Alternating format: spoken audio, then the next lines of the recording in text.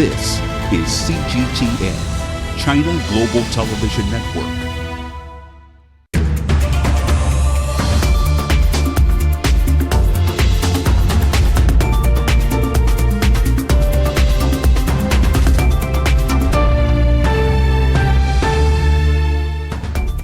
Hello and welcome to Dialogue. Wednesday marks the half-year point of the Russia-Ukraine conflict, which also happens to coincide with Ukraine's 31st Independence Day.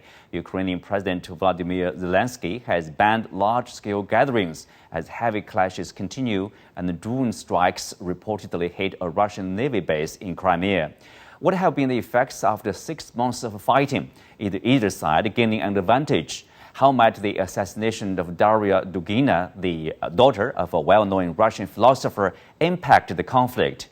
To explore these questions and the latest situation on the ground, I'm joined today by Teng Jianquan, Director for the Center of Arms Control of the China Institute of International Studies, Harvey Zoldan, Senior Fellow at the Center for China and Globalization, and Mark Sloboda, Moscow-based International Affairs and Security Analyst. That's our topic. I'm Xu Qinduo.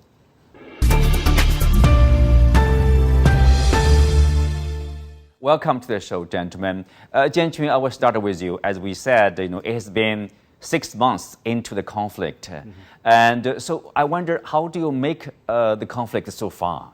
The situation in Ukraine has become more complicated in recent 2 years, especially when Russian troops, Russian military initiated its second stage of a special operation, that is to say, to have a full control of the eastern part of Ukraine, Donbass. This is actually a tough job for Russian military, as we have all witnessed in recent 2 or 3 months that the offensive operation by the Russian side has been not so easy at this moment. And at some point, the Ukrainian troops also gave counter-offensive operations against the Russian military. So this is a very complicated situation, and no one can give a clear-cut prediction on the final result of such a conflict. Well, nobody knows, the final result of which side will win this war, which has been going on for 6 months, half a year. But then, if you look at the future, the development, Jianquan, what do you expect? Do you expect that the conflict will end soon, or it will drag on for months to come, or even for years to come? Maybe for months or for years. This is actually a very complicated conflict between a major power in the world and also a regional power in Europe, with the support from the United States and the European countries. And I think the leaders from the two countries, for example, President Putin, I'm sure he thinks that he still has some bargaining stake with his counterpart or with Ukraine, with EU countries, or even with the United States. And the president of Ukraine, the President Zelenskyy, also thinks that he has got some support from the European countries, from the United States. He has already got some bargaining stake with President Putin. So such a complicated situation. This is not a conflict between Russia and Ukraine. This is actually a result of competition between two major powers, that is to say, the United States and Russia. This is interesting point, and also a very important point to understand the conflict. It is not only between Ukraine and Russia, it is actually between Russia and the US, or Russia and the West here. So if you look at the situation in that way, do you think which side is having the upper hand? As you mentioned earlier, Russia has occupied the eastern part of Ukraine, some part of southern Ukraine, but at the same time, Ukraine has demonstrated this outstanding ability to attack deep inside the area controlled by Russia, including in Crimea, for example, Navy base of Russia being attacked. Yeah, I think why Russia has changed its target gradually from the full control of the country. I mean, at the first stage of a special operation, I'm sure Russia would like to have a neutral state in Ukraine. And then the Russian side changed its target to have a full control of Donbass. And there might be a third stage of a special operation to have a full control of the 8 states in eastern part of Ukraine and the southern part of Ukraine. But it's not easy because of the lacking of power. I mean, the military actually just has already shown its weakness. For example, lacking of personnel. The manpower shortage actually is a very crucial fact for the Russian side to initiate large-scale offensive operations against the Ukraine in central part of Donbass. After the control of the central part of that region, the Russian side should continue the offensive operation westward, but they failed at this moment just because of a lack of personnel, the soldiers and officers there. And after the counter measures taken by Ukrainian side, the Russian troops had to remove to the eastern part of Ukraine. So this is actually a very complicated situation, but I think the strong side is still the Russian military. And but the Russian side has become much more patient to move step by step and not to have a full control of the country, not to have a full control of some region, but moved maybe one village to another village. Yeah. Okay, Harvey. So of course, when you talk about like half a year later, after the conflict started out, people would like to know, which side is having this upper hand. As Jianqun has said, Russia is still probably militarily more powerful than Ukraine. But at the same time, Ukraine, of course, is about the Ukraine is enjoyed the support of European countries, the U.S. It's really up to the support, military, financial aid, how far they will go. Do you see the support is as strong as the very beginning? I believe that the situation is very different than Russia intended at the beginning. I think that they had hoped for a very quick victory. I think they hoped that they could decapitate the Ukrainian government, but that didn't happen. So I believe the support is very good from the West, and it's even getting better. Billions more have been approved by the West recently, and it seems that all these weapons that have been contributed to Ukraine have made a huge difference now, and that is coupled with the fact that Russia didn't perform like the military force that it was supposed to be, and basically it seems to me that at the moment the conflict is more or less stalemated. More or less stalemated. So, do you expect the Ukraine is, going to win the war at the end of the conflict? Say, who knows, end of this year or next year, even with the strong support from Washington, Brussels, and of course there are some changing variables over there. So, what's the expectation for European countries? Well, I think that I'm worried. I'm worried because Putin is like Trump. Neither one of those gentlemen likes to lose. And so what worries me, especially since he's made noises already, that Putin could use some kind of nuclear weapon or could take out the nuclear plant that the Russians occupy. So I'm really not sure where this is going. We can only say that at the moment, that the conflict seems to be stalemated, which is somewhat of a surprise from what we expected 180 days ago. Well, the 6 months, as we said, also marks this the Independence Day of Ukraine, and the president has banned large-scale gathering in Kyiv or Kharkiv, out of fears that Russia may do something, quote, particularly cruel during this time. So how likely is it Russia will take this opportunity to launch offensive against Kyiv, for example? Well, I think you have to ask President Putin that, because I don't have any inside information, unfortunately. But the Russians have shown themselves to be quite cruel and have committed many war crimes. So I suspect that there's a good opportunity, and that maybe Ukrainian intelligence has information that something could be tried. Now, it could be in the capital. It could be at the nuclear plant. It could be somewhere else. It could even be a demonstration of a tactical nuclear weapon in the middle of an ocean to show that President Putin is serious, means business, and wants to win. But certainly, it's Independence Day is of a particular significance to the Ukrainians right now, right, in the middle of a conflict. Yeah, that's true. But the President Putin and Russia apparently don't recognize Ukraine, or most of Ukraine, as a sovereign country.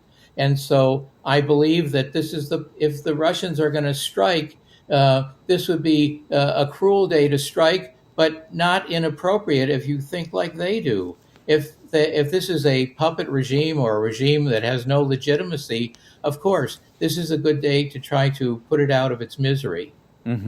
Adding to this complicated matter, Jianqun, is the assassination of Daria Dugina, the daughter of a well-known Russian philosopher, Alexander Dugin. Alexander Dugin was believed to be the intended target, but that's finally that's his daughter who was killed. So who is Dugin? In the West, the media describe him as Putin's brain or ally of the Kremlin.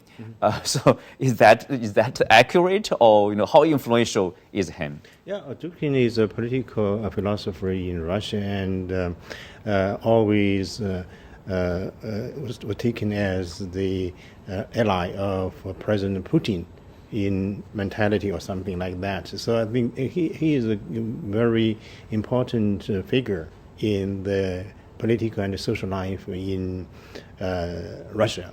And I'm sure the target should be the philosopher, not the daughter. Not the daughter. But the attacker failed this time.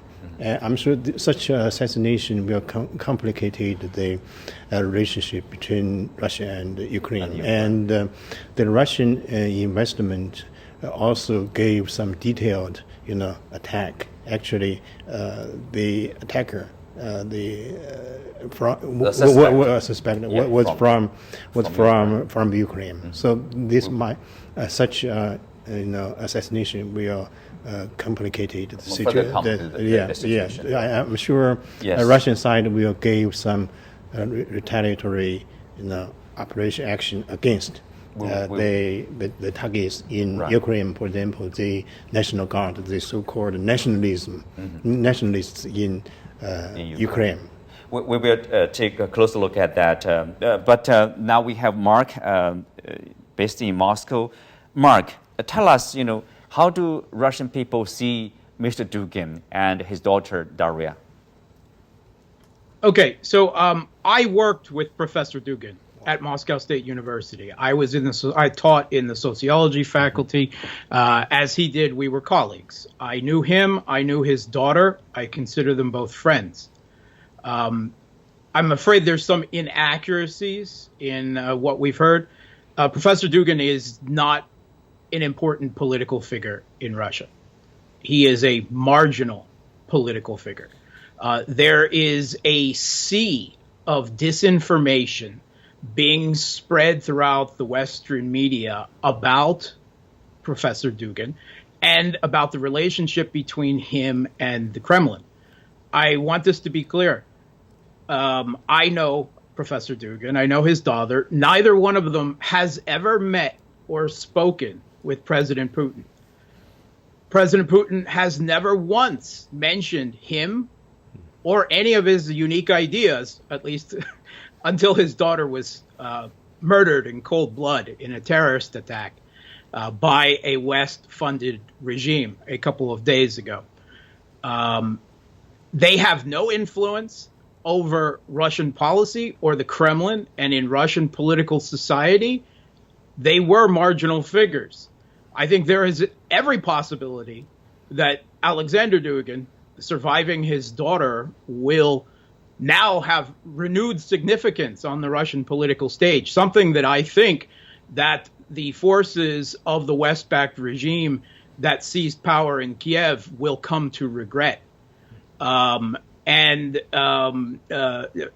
it must be said that Professor Dugin was not the target of the attack. We know that now. The target of the attack was his daughter. She was also sanctioned by Western governments inexplicably, and she was on a kill list, the Mirotvorets Peacemaker kill list, which is an official kill list of the Kiev regime. It is online. It is curated by the Interior Ministry and the SBU of the Kiev regime. That's even mentioned on its Wikipedia entry. Daria Dugin was one of those. And we know this because the attacker that was filmed, this Natalia Volk, she came from Ukraine using her own 12-year-old daughter as cover. She rented an apartment in Daria Dugin's building so that she could surveil her. And then she went to the Tradition Festival that her and her father were coming home from. Mark. And she deliberately placed the bomb beneath the driver's seat of Daria Dugin's vehicle. Mark, the daughter yes. was the target of the attack. Right. Obviously, the primary suspect is Natalia Volk, as you mentioned, who is a Ukrainian national. But how much do we know about her? You know, there's reports saying that she's closely related to or is a member of this nationalist Bazov regiment. Is that the case? Yeah. Yes. All the information we have is that her and at least one other member of her immediate family were members of the Azov neo-Nazi death squad that is armed and funded by the Kiev regime, and also that she was working for the Ukrainian intelligence service. And we have established before that the number of members of the Azov battalion that then are brought into the Ukrainian intelligence services is quite large, which is frightening, to say the very least. Mm-hmm. Well, Harvey, what's the response, from the European countries, the public or the official, the governments, to the assassination of Daria? After all, she's a civilian. Whether you disagree or agree with her ideas or her father's ideas doesn't really matter. This is an attack of a civilian in Russia. Well, nobody likes to see anybody killed in this way, no matter what the cause. It's a kind of terrorism. But this terrorism has been visited by the Russians on the Ukrainian people. But still, it's a sad occurrence. And I don't necessarily believe the Russian perspective yet. So the FSB, the successor to KGB, said that this woman did it. But I think there's other perspectives that need to be considered. Some people think that this was actually a Kremlin false flag operation, timed to give Moscow an excuse to do something particularly ugly, as they said, to Ukraine in retaliation on Independence Day. And also former member what is your of the Russian evidence of Parliament. that? May I ask? What is your evidence of that speculation? Of that What's your speculation? evidence? Okay, let me finish and then we can discuss it. And also, there are other viewpoints on this, Mark. A former member of the Russian parliament said it was done by a previously unknown Russian partisan group called National Republican Army. And they're opposed to Putin, and their manifesto declares him to be a usurper of power, a war criminal. And some say it could involve the Russian mafia. I don't think, except for the fact that nobody, except maybe you, have accused the CIA yet, that we'll really know. But it's going to raise tensions in any case. But I'm not sure that we're going to know the real fact for some time. Mm-hmm. You want to respond, Mark? Yeah, I don't know what straw man you're constructing, but I never actually accused the CIA. So I think you're remembering a conversation with maybe that you've had with someone else. No.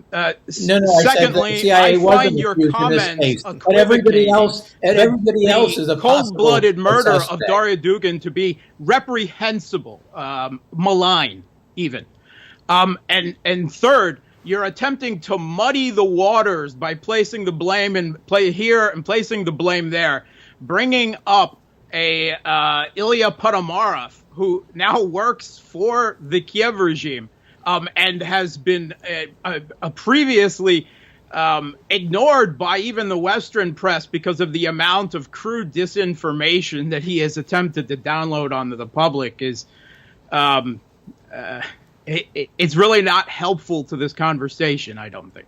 Mm-hmm. Well, I guess it's very difficult to agree on this, whatever discovery or explanation to the killing. But one thing people do agree is, attention probably will be escalated because of the incident. Let's move on to another, I would say, tension point. Probably keeping a lot of people awake at night. That is the nuclear power plant, Zaporizhzhia nuclear power plant, the largest one in the European continent. And of course, the concern is the shelling of the areas close to this nuclear power plant. And we don't know which side has launched an attack in the past weeks, to say the least, against this power plant, but it's obviously dangerous. Harvey, how concerned are people with the potential risks from this nuclear power plant? I think everybody has to be concerned about this because of the fact that the consequences are so serious. And so we really have to watch this situation. And the damage, whether it's to Ukraine immediately or to Russia, if there's some radioactive damage that gets carried in the wind to Russia or even beyond it, is a big problem. There is some good news, though, here. It's that a lot of lessons have been learned since the Chernobyl disaster in 1986, and that this particular facility is of a better design. It's stronger. It has more safety devices built in to stop a meltdown. But that said, who really knows what damage the Russian occupiers of the plant could do, as even the safeguards have their limits. And in any case, there also could be danger from even the used fuel rods that sit in a cold water bath that could rupture or be ruptured and release some level of radiation in the area. So it's really hard to know. But the reason that the IAEA seems to be involved in this is that they're the real experts. And I think it's a very good sign that President Putin has decided to allow the IAEA from here in Vienna into the plant to assess the damage, because the IAEA is getting conflicting information from both sides. But obviously, this is something that really has to be watched, because a nuclear catastrophe cannot at the moment be ruled out. Mm-hmm. Mark, what's the response from the Russian side? What's going on in relation to this nuclear power plant here? Okay, first of all, it's simply not true that we don't know who is responsible for the shelling of the power plant. We know this because the Ukrainian Ministry of Defense told us so. At the end of July, the first recorded attack on the facility was them launching a kamikaze drone attack, which on Russian forces that have jurisdiction over the plant, on the plant's grounds. And they proudly trumpeted this in the Ukrainian Ministry of Defense's own Telegram channel. So we do know who has been responsible for attacking the plant. And since then, the Kiev regime's allegations, repeated without criticality by the propagandistic Western main media, would have you believe that Russians are both occupying the plant, firing out from it so that Kiev regime forces cannot fire back, and also firing at themselves from outside the plant into the plant to kill themselves and blow themselves up to create a nuclear catastrophe to blame the Kiev regime. I don't know. I personally think that CGTN's viewers are more intelligent than to believe such absurd rubbish.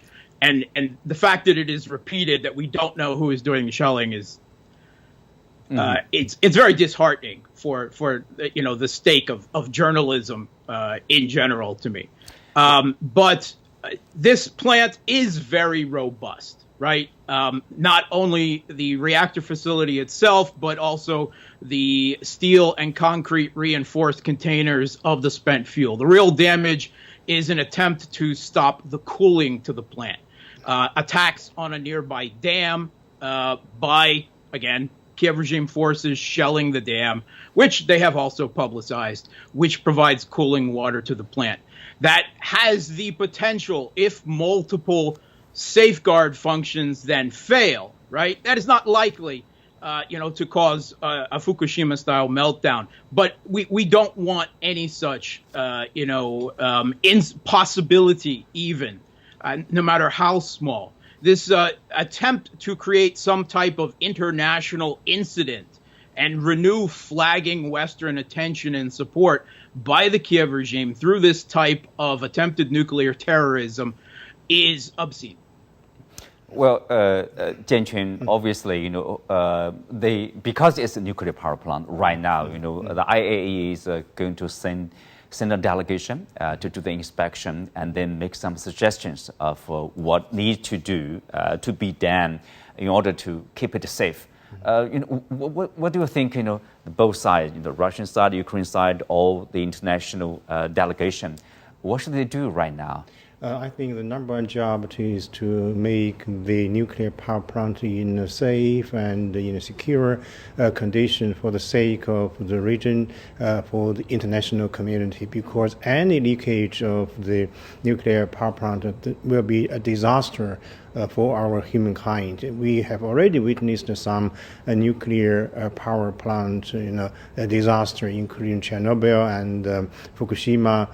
So I think we should be very cautious in this regard to make such a nuclear power plant in a safe and secure condition, because this is not an issue who gave such an attack on the nuclear power plant. Actually, this is an issue of who will control the nuclear power plant. On March 5th, the Russian military took the control, but the operational team is still from the Ukrainian side. So, according to Russia's plan, that Russia will send its operational staffs early next month. So this is actually a control of the nuclear power plant. Who will control the largest nuclear power plant in Europe? That is to say, the Zaporizhzhia nuclear power plant. Mm-hmm. So finally, I think people again, we can all agree, because it's a nuclear power plant that should be kept off limits from the conflict or from any probably rogue elements from the militaries, because it's dangerous. It's dangerous in particular to countries in this region or nearby, let's say. Well, with that, we come to the end of today's show. Many thanks to our guests. You can also find us on the CGTN app on YouTube. Thank you for being with us. I'm Xu Qinduo. See you next time.